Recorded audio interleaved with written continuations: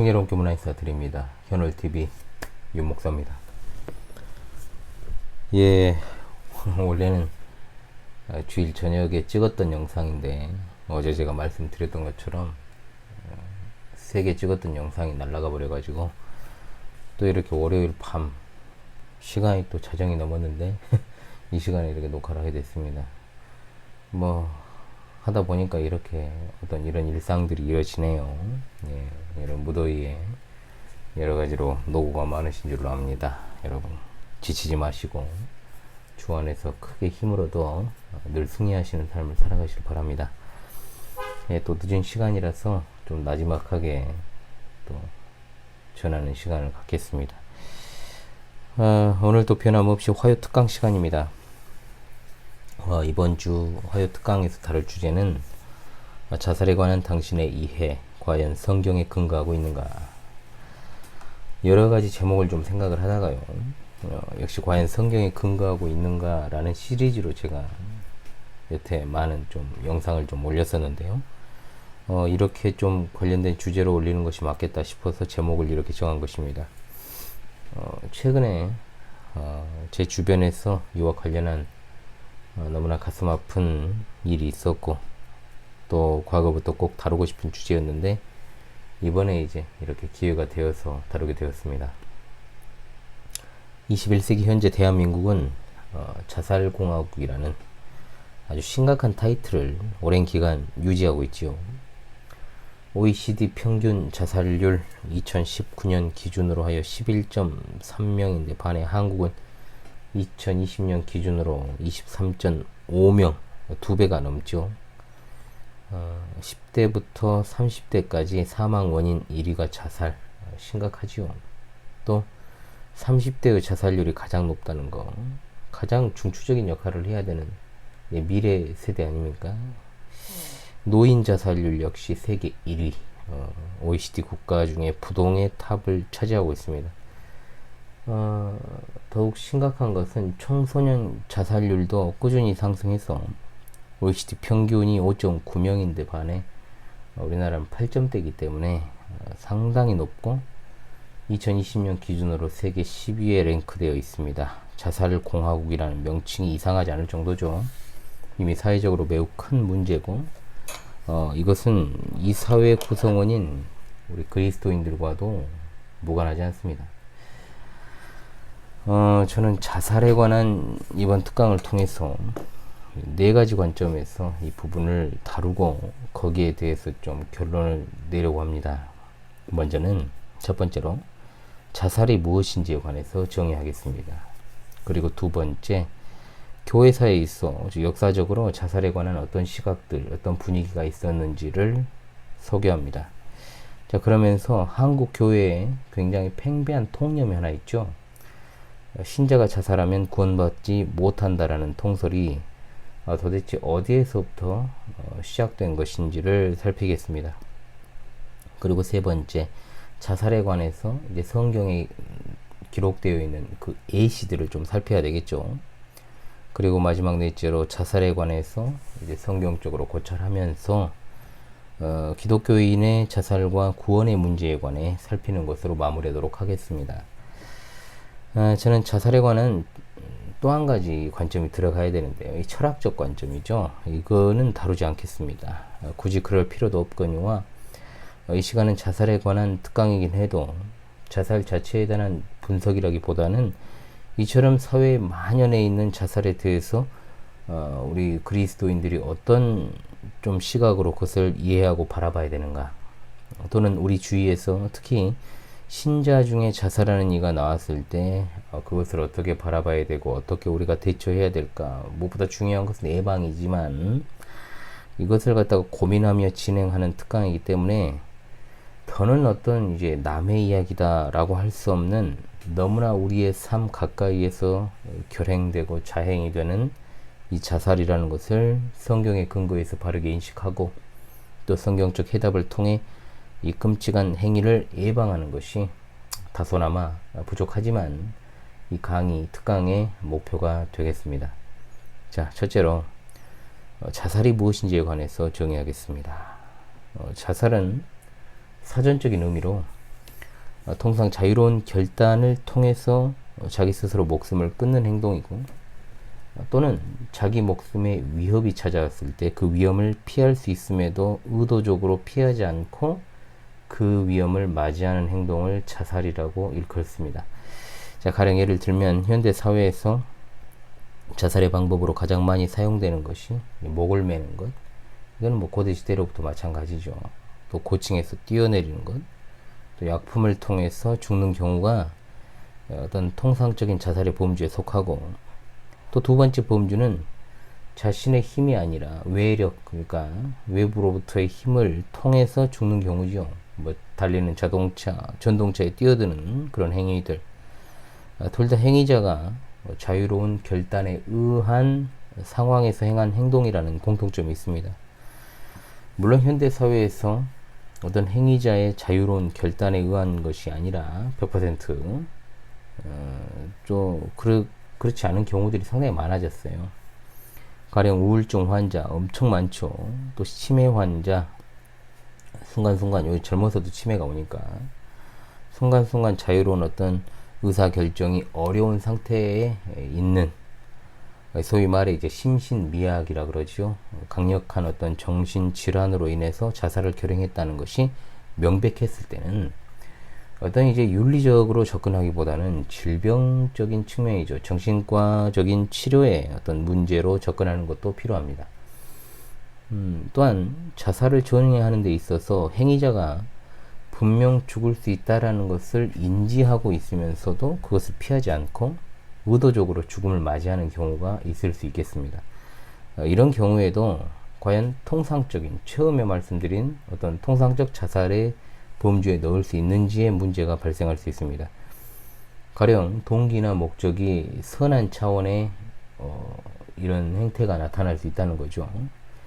교회 역사적으로 봤을 때 이 초대교회 카타콤 지하 묘소 시대에 거기에서 예배하던 그리스도인들이 어떤 더 이상 피할 수 없는 막다른 상황에 다다랐을 때 순교를 이제 자연스럽게 택한다든지, 성경에서 가장 이상적인 부부로 꼽히는 브리스길라와 아굴라 부부가 바울 사도를 위해서 목숨이라도 기꺼이 내놓을 준비가 되어 있던 그런 모습, 가장 크게는 예수 그리스도께서 택자들을 위해서 자신의 목숨을 버리신 일은 그야말로 이웃을 사랑하는 뚜렷한 목표를 가지고 자기의 목숨을 버리는 행위에 어떤 정당성을 부여할 수도 있는 아주 크나큰 신뢰라고 볼 수도 있겠습니다.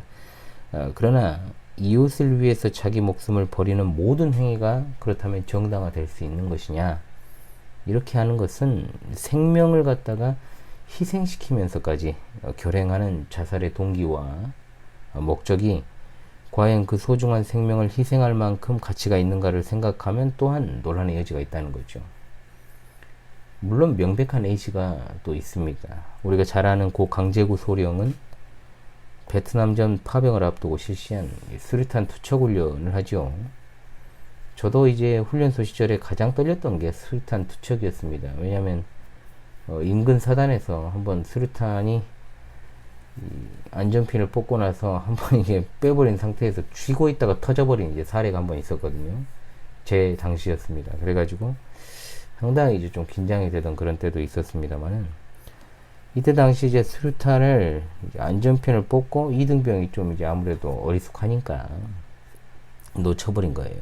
그러니까 이게 시간은 임박하고 터져버리면 안 되니까 이 강제구 소령이 수류탄을 몸으로 덮쳐서 막아서 수많은 중대원들의 생명을 살리고 자신의 죽음을 맞이해서 정말로 놀라운 살신성인의 어떤 자세를 보여주었던 것, 이것은 충분한 어떤 윤리적 정당화가 가능합니다. 아울러 전쟁이라는 어떤 비상적인 상황 속에서 전우들의 생명을 보호하기 위해 총탄이 빗발치는 전장에 이제 뛰어드는 어떤 그런 모습들, 윤리적으로 정당화될 수 있죠. 그러나 또 그리고 어떻습니까? 누가 봐도 이제 전쟁터에 나가는 것 자체가 이제 거의 이제 10중 8구 죽게 되는 어떤 상황 속에서 나라가 풍전등화의 위기에 처했을 때 스스로 자원하여 전쟁에 나가는 그런 행동 등은 윤리적으로 정당화될 수 있을 것입니다. 그러나 정치적인 어떤 이념을 실현하기 위한 자살은 윤리적 정당화가 어렵습니다. 특정 정치 이념을 가진 자들이 추앙하는 전태일이라든지 과거 주사파 운동권 학생들의 분신 굉장히 많았죠.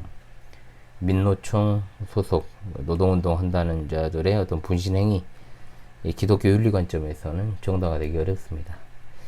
그런데 일부 정신나간 목사들이 이런 자들의 죽음을 추모하는 것을 제가 봤는데 이건 참으로 나사 빠진 행위죠. 그것을 갖다가 어떻게 정치적으로 또 해석을 하는지 몰라요. 참 의미 있는 일에 목사들이 일을 해야 되는데 쓸데없는 짓들을 하고 있습니다.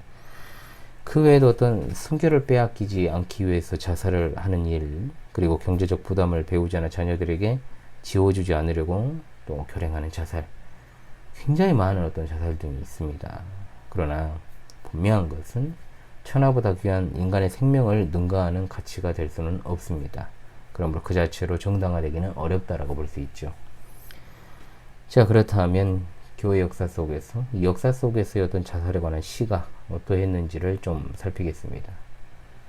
일단 역사적으로 자살이라는 행동이 긍정적으로 평가된 일은 거의 없습니다. 락탄티우스는 자살자를 살인자를 정죄하고 인간이 세상에 온 것이 자유로운 것이 아니기 때문에 세상을 떠날 때도 자신의 자유로 떠날 수 없다는 논리를 제시하죠. 연예인 차인표 씨가 TV 프로그램에 나와서 이 논리로 자살에 관한 자신의 견해를 이야기했던 것을 제가 기억을 하고 있습니다. 뭐 제가 보려고 본 건 아닌데 나와서 그런 이야기를 하더라고요.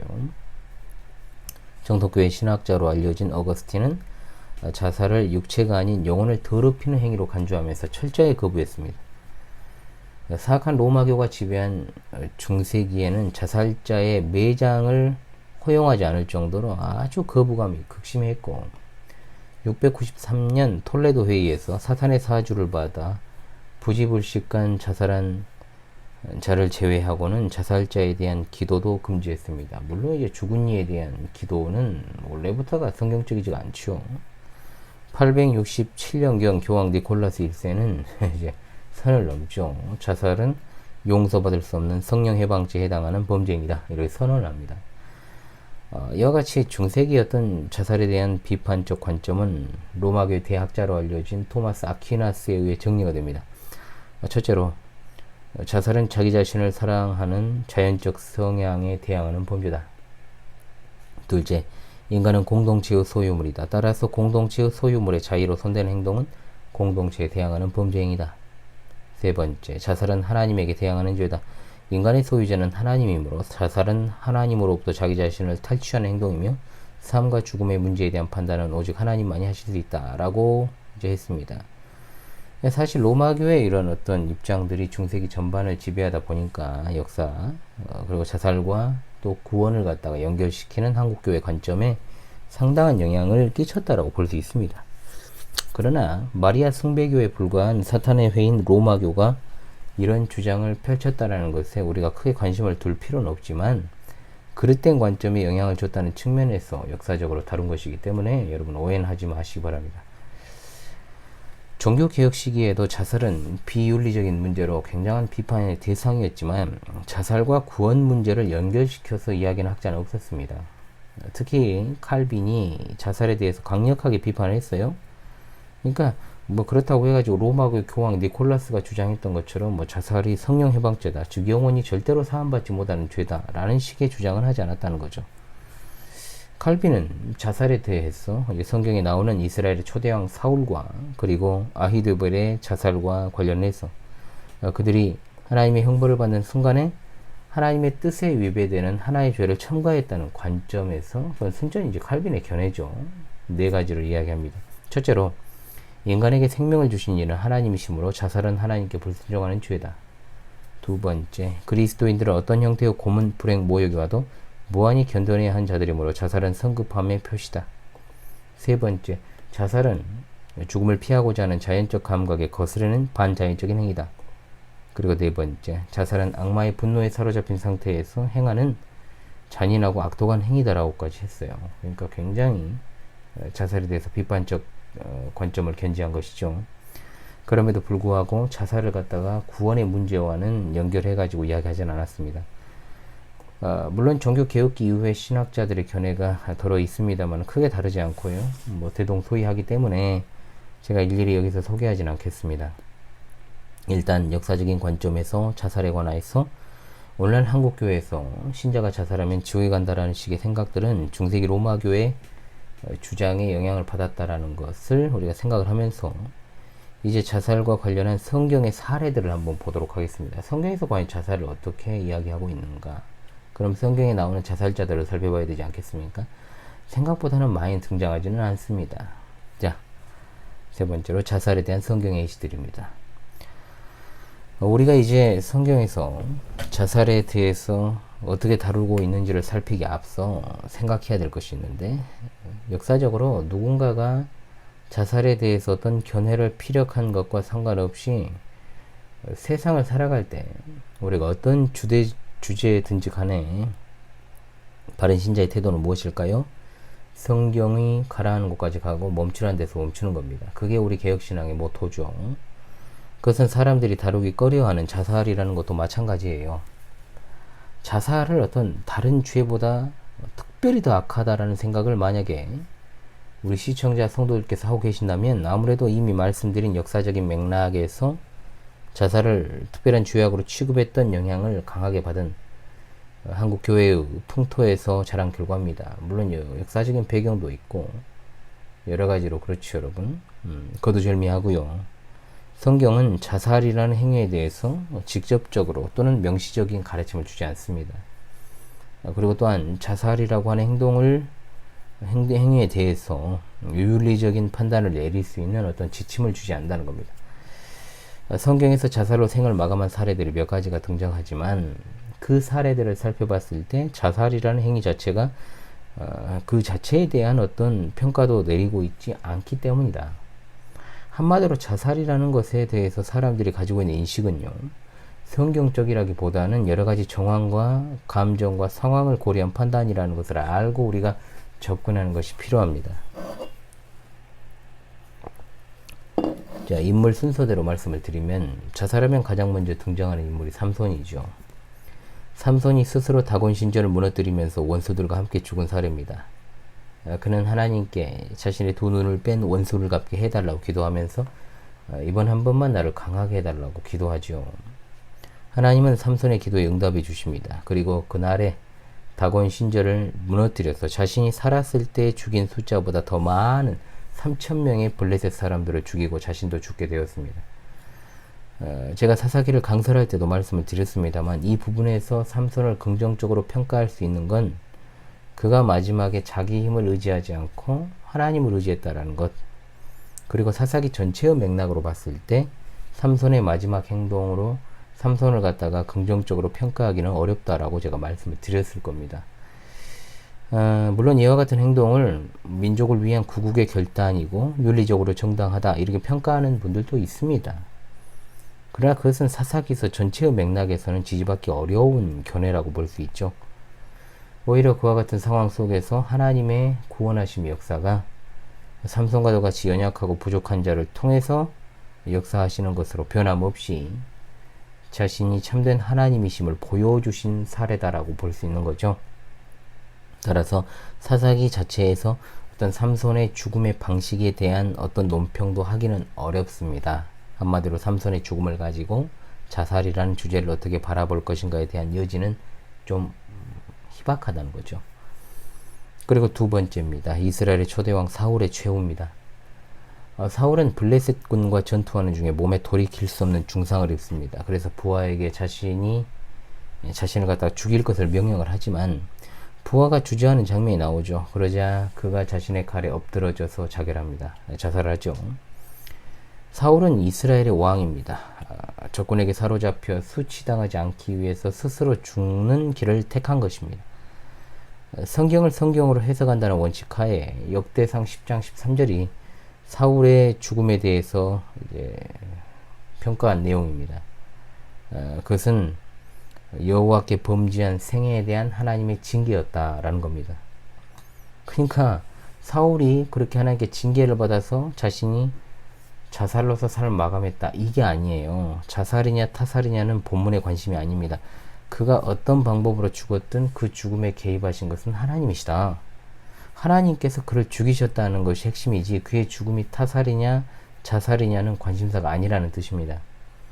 칼빈 선생은 사울의 자살을 그가 그의 죄의 하나를 더 얹었다는 식으로 평가하지만 솔직히 말하면 본문 자체는 그렇게 볼 개연성은 없습니다.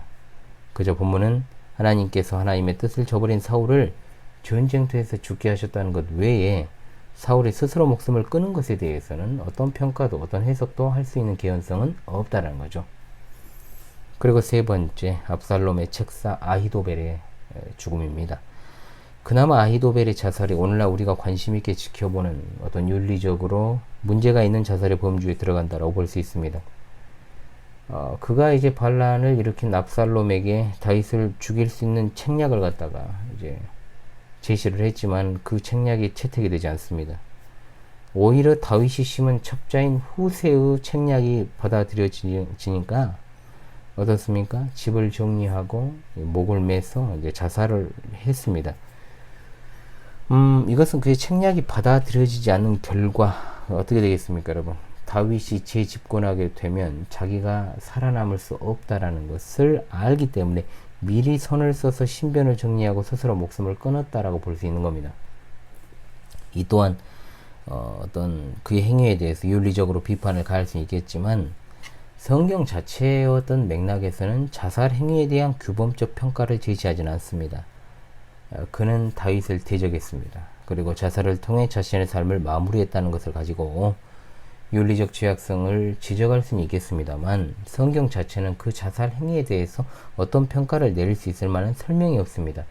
단지 그가 아비묘에 장사되었다는 사실을 통해서 그의 어떤 마지막 행로를 가지고 그의 전체적인 삶을 부정하거나 간과해서는 안 된다. 이런 이제 견해가 있기도 합니다. 이건 나중에 제가 소개를 하겠습니다. 그리고 네 번째, 북왕국 왕인 시므리가 죽었던 일입니다. 자, 그는 7일 천하로도 유명하죠. 반역해서 권좌에 올랐습니다. 역성혁명 이른바 반역하여 왕좌에 오른 지 겨우 7일 만에 이름도 좀 비슷한 휘하장수 시므리가 아니라 오므리의 모반으로 결국 왕궁에 불을 질러 자살했습니다. 자살이죠. 그러니까 본인이 불을 질렀으니까요. 시므리의 죽음 또한 하나님이 범죄한 자에 대해서 내린 형벌, 끔찍한 형벌임을 언급하고 자살에 대한 평가는 없다는 겁니다. 그리고 다섯 번째로 그 유명한 가룟 유다입니다. 자, 가룟 유다의 최후가 자살이라는 것은 분명합니다. 그는 흰놈의 이 골짜기 위에 있는 절벽나무에 목을 매달아 죽은 후에 이제 그 줄이 끊어져 가지고 절벽 아래로 시신이 곤두박질 치게 되어 배가 터져 창자가 흘러나온 것으로 보고 있습니다. 가룟 유다가 간 곳을 사도행전 1장 15절에 제곳이다 이렇게 되어 있습니다. 그것은 지옥으로 보는 것이 통상적인 해석입니다. 알곡과 가라지 강의에서 제가 가룟 유다를 다루었습니다만 그는 종시 회개하지 않았던 제자 그룹 내에 있는 가라지였죠. 따라서 그가 자살로서 생을 마감한 것으로 그의 정체를 드러낸다라고 이렇게 해석도 가능하겠습니다만 자살이란 행위 자체로 인해 그가 지옥에 갔다고 볼 수는 없겠죠. 자, 이와 같은 성경에 등장하는 자살에 관련된 어떤 예시를 통해서 이 부분을 정리해 보도록 하겠습니다. 일단 성경이 자살에 대해서 구체적인 가르침을 명시하거나 가르치지 않는다고 해서 그러면 성경이 자살에 대해서 심각하게 여기지 않는다라는 식의 해석은 완전히 그릇된 거죠. 왜 성경이 거기에 대해서 침묵하는지를 생각을 해야 되는 겁니다. 성경이 자살에 대해서 구체적으로 언급하지 않는 것은 성경 전체적인 가르침을 통해서 자살이라는 것이 분명 지지될 수 없는 행위라는 것을 분명하게 보여주기 때문입니다. 첫 번째로 자살은 10계명, 6계명의 위반입니다. 그렇지 않습니까, 여러분? 살인하지 말라. 이 살인하지 말라는 범주에는 자살, 타살 다 들어갑니다. 그렇죠? 두 번째, 자살은 인간의 생사를 주관하시는 하나님의 권리를 침탈하는 행위입니다. 남의 목숨을 빼앗는 것도 마찬가지지만 스스로의 목숨을 본인이 탈취하는 것도 마찬가지입니다. 정당화될 수 없죠. 우리의 생명도 우리의 죽음도 하나님의 다스리심 안에 있기 때문에 당연히 인간이 스스로 다른 이든 자신이든 생명을 본인이 종교를 시키는 것은 심각한 범죄라는 겁니다. 세 번째, 자살은 내세를 인정하지 않는 인간의 어떤 자의적인 판단에서 나온 것이기 때문에 그릇된 것입니다. 일반적으로 사람들이 여러분, 세상 사람들 자살을 선택한 이유가 뭡니까?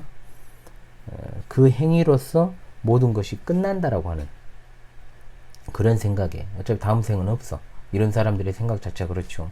그래서 그 삶을 갖다가 끝냄으로써 이 모든 고통으로부터 해방되어서 나는 자유롭게 된다라는 생각에 내세를 인정하지 않는 생각에 삶의 끈을 놓아버리는 경우가 뭐 있습니다. 많죠. 그런 경우가.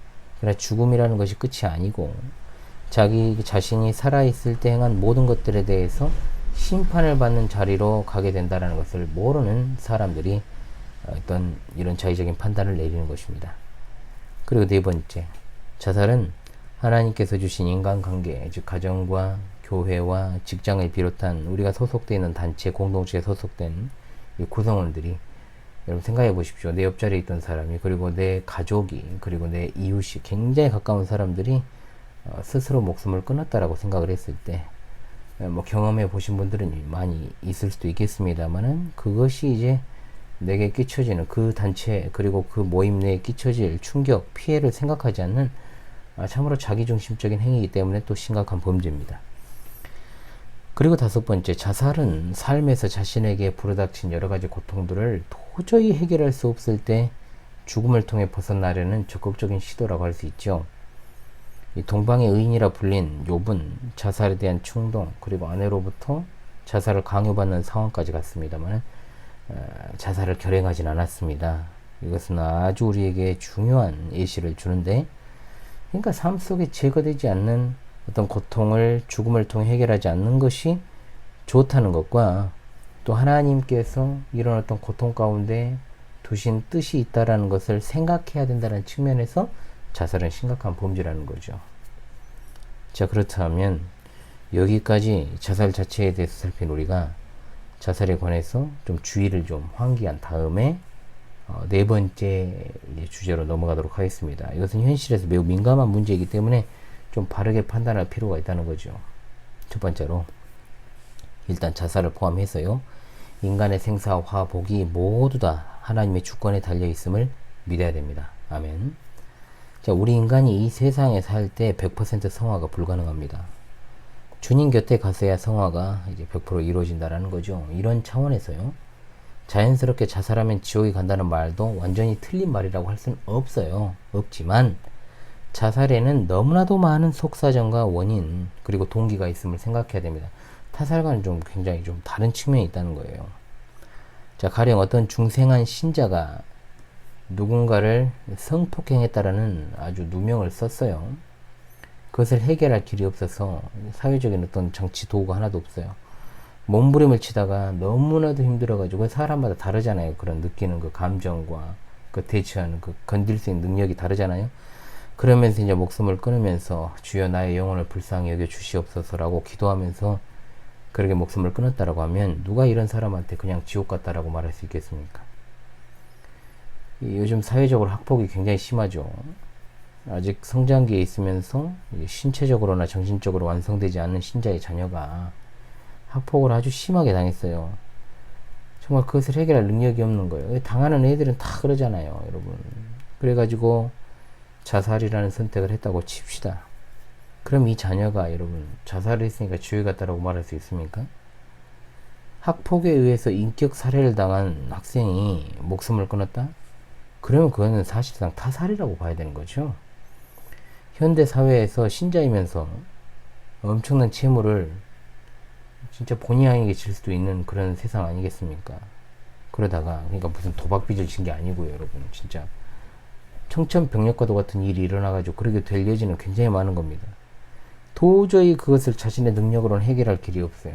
손을 내밀 곳이 없어요. 그래서 주님께 하소연을 하면서 이 고통을 견딜 수 없어 죽었다라고 해가지고 지옥에 갔다라고 그래 말할 수 있냔 말이죠. 그러니까 자살이라는 그 불행한 죽음을 두고 지옥 운운하는 것은 인간으로서 기본이 안 된 것들이나 하는 말이다, 이 말입니다. 언사를 조심해야 된다, 이 말이죠. 두 번째로, 신자가 자살을 했다면 그것은 신자 자신뿐만 아니라 매우 복합적인 책임 소재가 뒤따를 수 있다는 겁니다. 자살을 결심한 당사자의 책임이 있죠, 일단. 그렇죠. 그것을 결행한 것은 당사자니까. 그리고 두 번째, 가정의 책임이 있습니다. 분명하죠, 이거는. 가장 가까운 사람이 누굽니까? 배우자와 자녀들이 있겠죠. 그리고 부모님도 계실 거고, 그냥 같이 산 사람들 이야기하는 거예요. 그리고 교회 목사의 책임이 있습니다.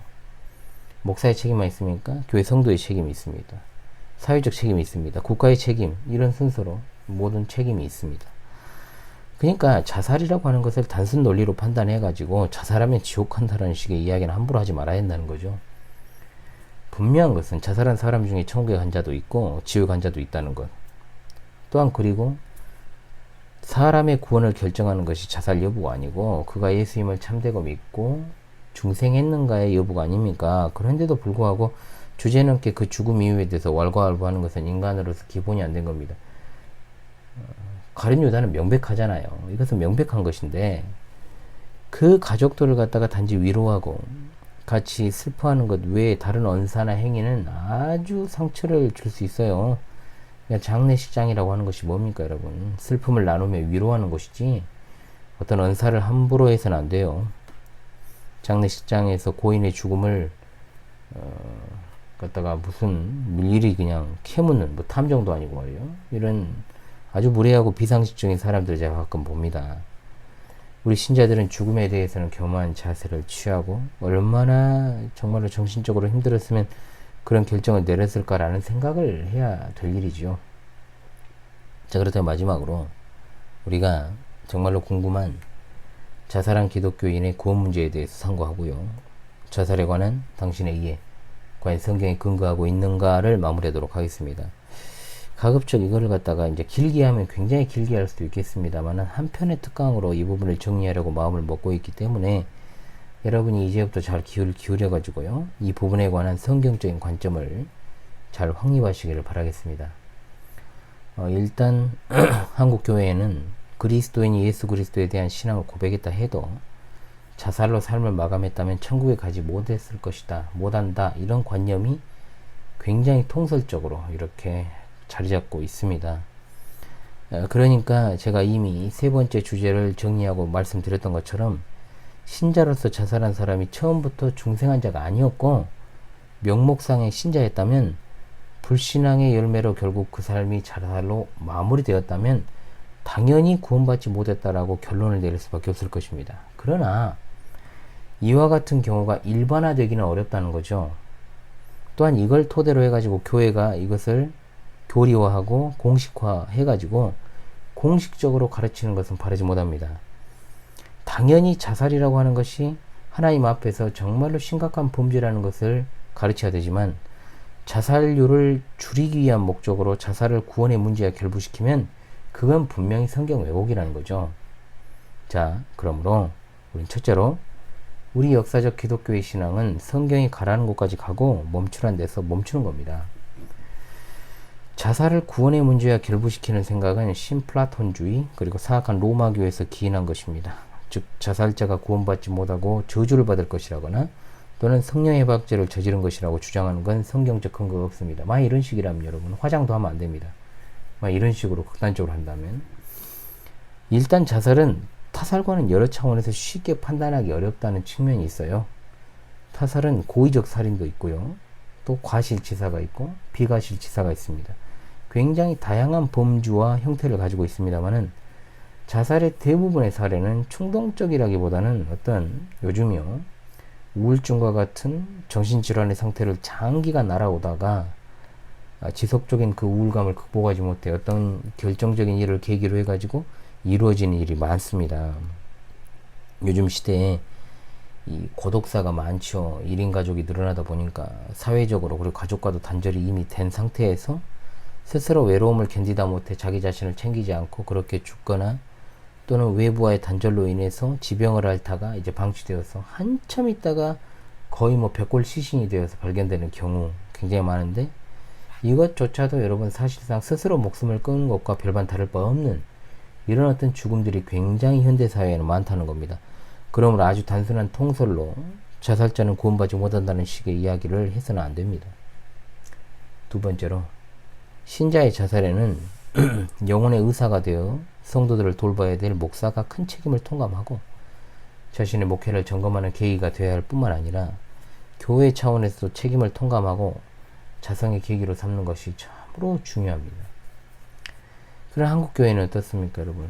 신자의 자살을 외부로 알리는 걸 쉬쉬합니다. 그렇잖아요, 여러분. 노상에서 사람이 죽어도 그 말 알리지 말라고 이렇게 쉬쉬하는 분위기가 있잖아요, 장례식장에서도. 그러니까 이런 게 굉장히 심하죠. 또 지금도 그래요. 아울러 교회 밖에 있는 사람들도 서두에 말씀드린 자살자의 구원 여부에 대한 이 통설의 지배를 갖다가 많이 받으니까 왜 기독교인인데 죽어버렸대, 자살했대, 이런 식으로 이야기를 한단 말입니다. 실제로 그래요. 제가 그걸 많이 듣기도 했고, 어떤 이런 신자의 자살이라는 것을 이해하지 못하는, 금기시하는 어떤 경향이 있음도 분명합니다. 아직도 제가 가슴이 아파. 아직도가 뭡니까? 지금 얼마나 됐다고요? 가슴이 너무나도 아픈 제 친한 친구의 죽음에 대해서 한 사람의 제가 목사로서 무거운 책임을 통감하고 있습니다.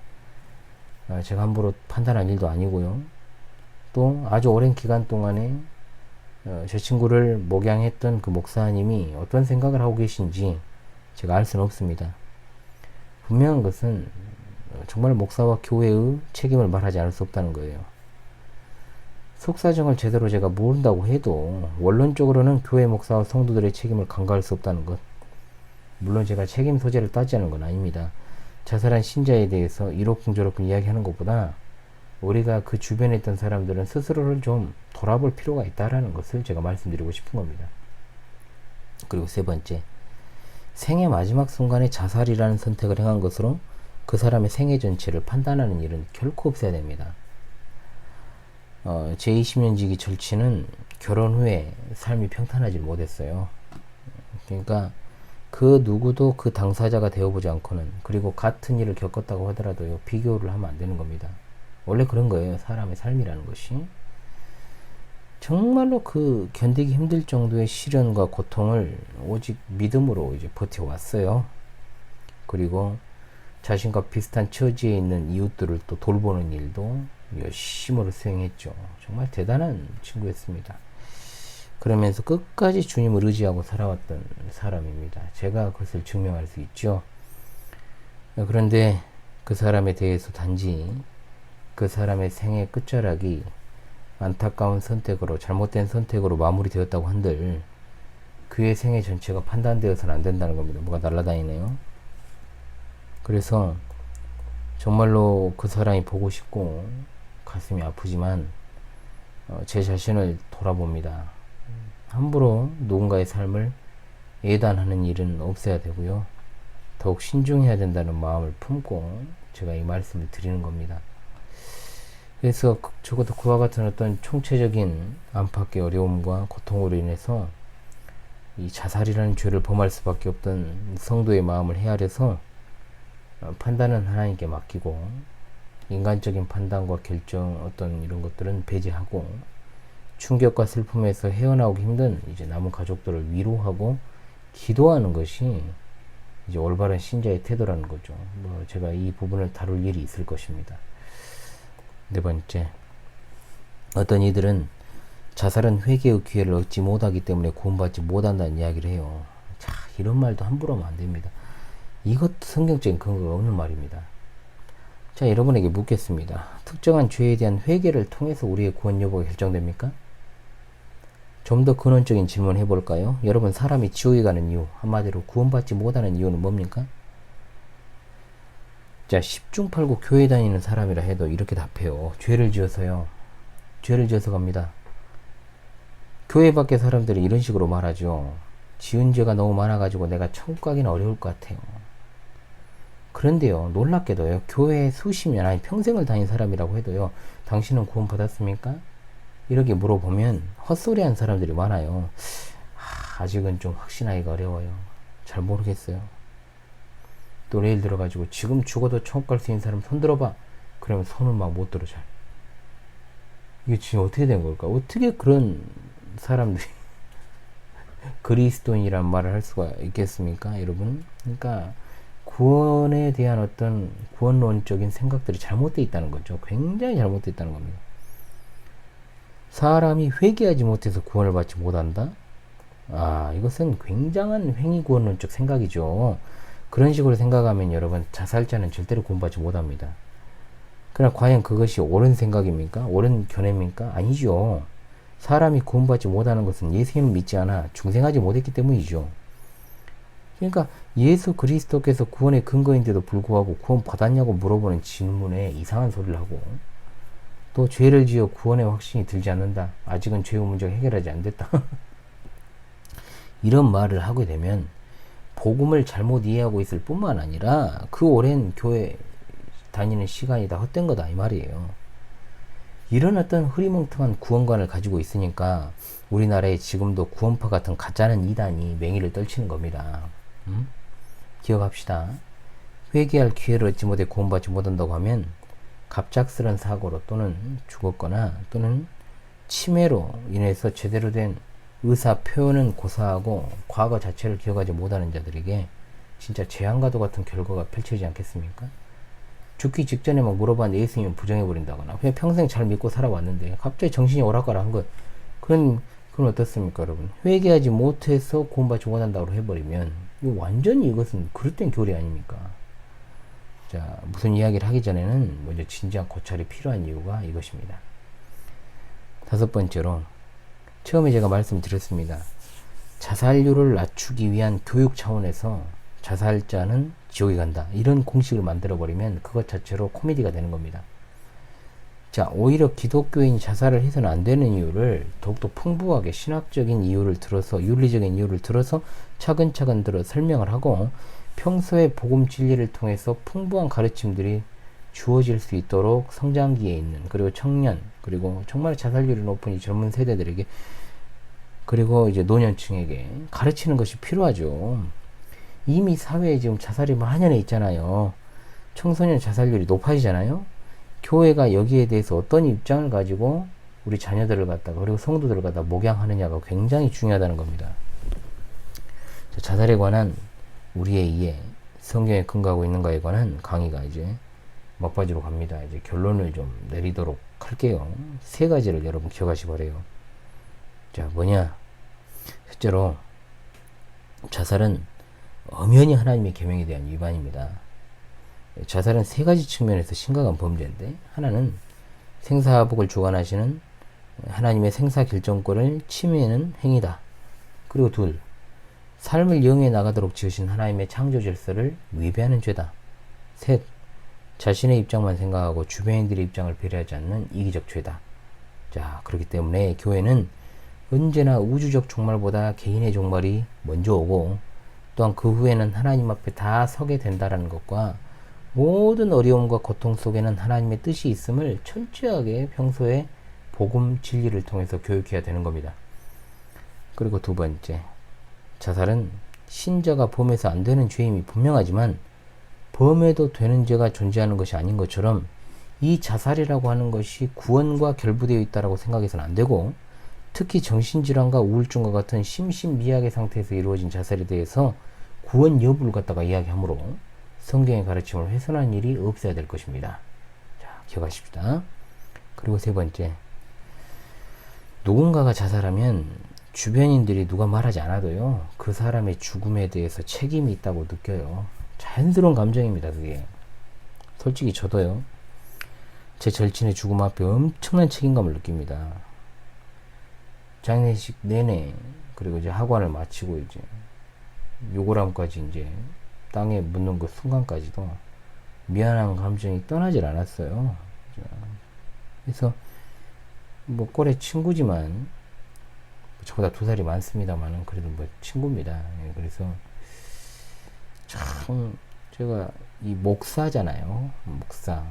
근데 목사로서 아무런 역할도 하지 못한 제 자신이 너무나도 용서가 안 되고, 정말 이 슬픔을 억누를 길이 없더라고, 이게. 그럼에도 불구하고 분명 그 행위는 신자 본인이 하나님 앞에서 책임져야 될 일을 한 것은 맞죠.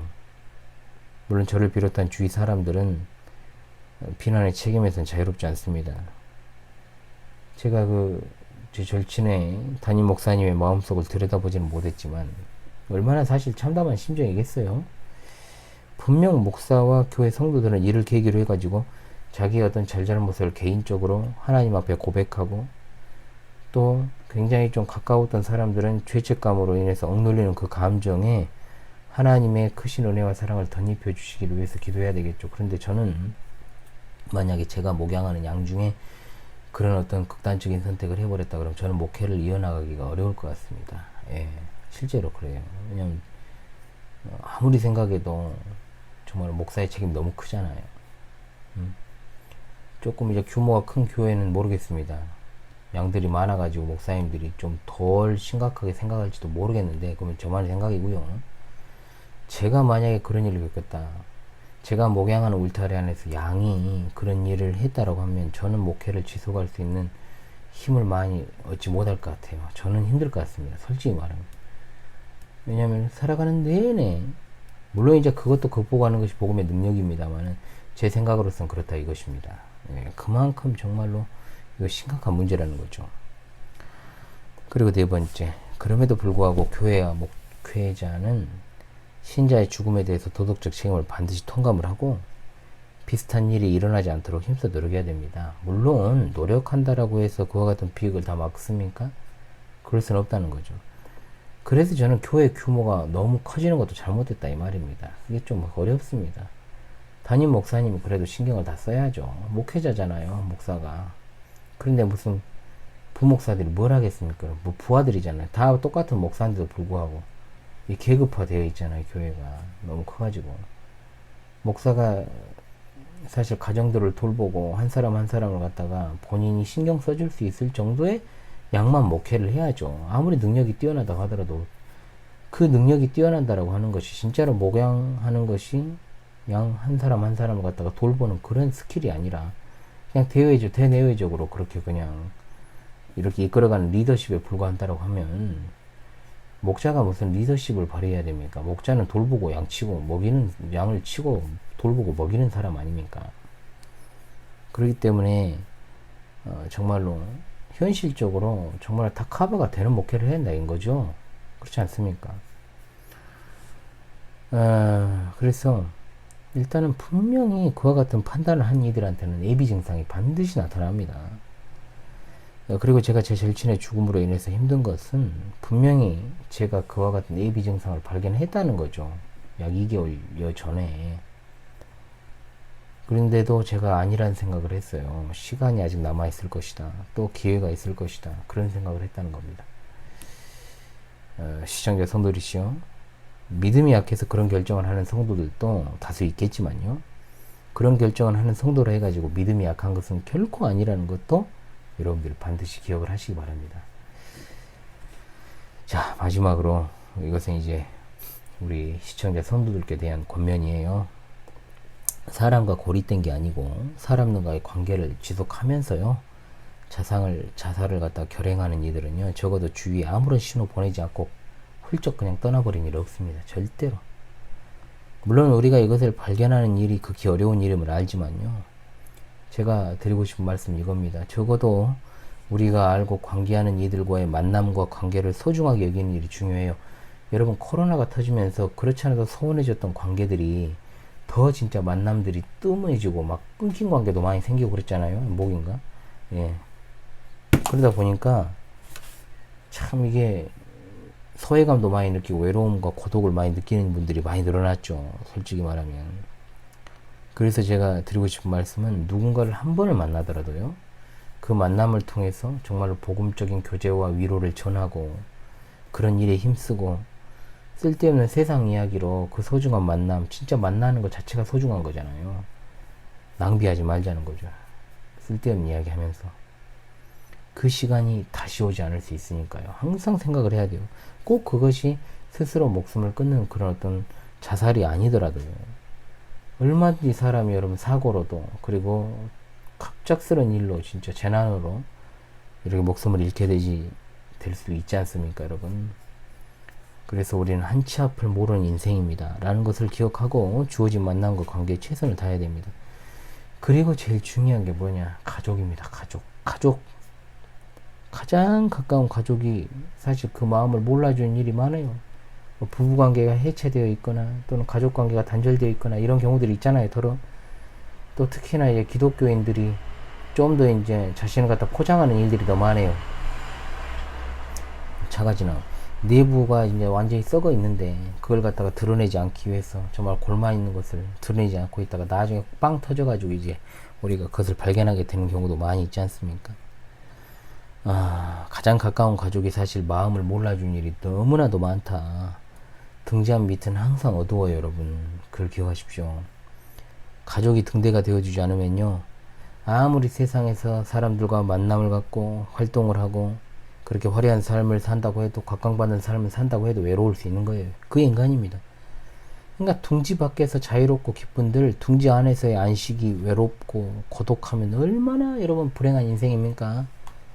그렇기 때문에 가장 가까이 있는 이들에게 따뜻한 말 한마디 오늘부터 건네는 노력을 해봅시다. 그리고 그 사람이 말하는 그 세미한 그 음성, 아무것도 아닌 것처럼 그냥 스쳐 지나갈 수 있는 그 음성에도 귀를 기울여주고 반응해 주십시오. 그것만으로도 여러분 정말 충분히 외롭지 않고 행복할 수 있게 될 수 있는 겁니다. 원래 이 말을 덧붙이면서 제가 마무리하고 싶어요. 아무리 제가 이 강의를 좀 그래도 이것저것 다루면서 자살이라는 것에 대한 이해를 돕기 위해 진행했다고 하지만, 여전히 성도들은 신자가 자살하면 지옥에 간다는 통념과 통설이 성경적이지 않다라는 이 말에만 집중하는 일들이 있을 줄 알아요. 이게 궁금한 거잖아, 사실.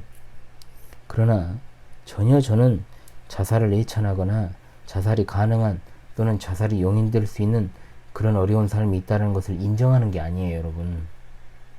자살자의 그 치열하고 그 고통스럽고 정말 외로웠던 삶, 그리고 남겨진 유가족들의 슬픔을 공감하지만 자살이라는 선택적 죽음의 방식에는 공감할 수 없고 공감해서도 안 되는 겁니다. 아시겠습니까, 여러분?